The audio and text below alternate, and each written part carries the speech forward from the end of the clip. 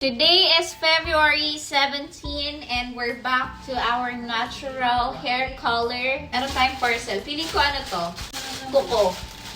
Yes! It's the new addiction. Wow.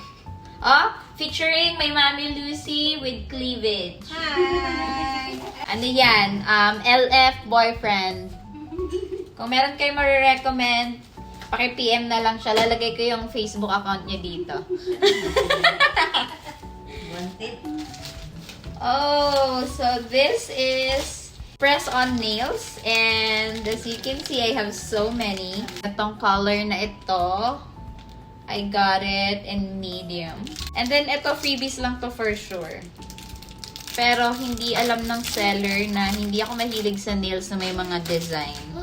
Which is yung mga pag-glitters na ganyan. So, this I don't need.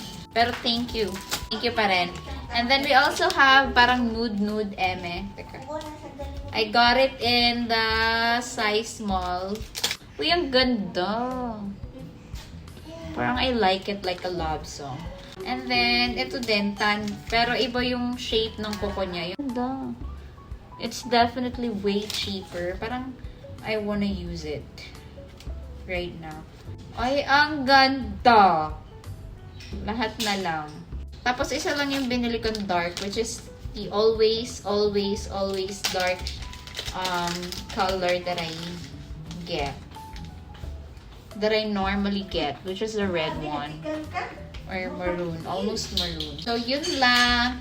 If you also like press-on nails, I'm gonna put it in the yellow basket. And super sulit talaga siya. Super mura. And you can use it again and again and again. So, it's way cheaper. And may technique kung paano siya mag-last long. Yung hindi siya agad maalis. So, I'm just gonna make another video for that.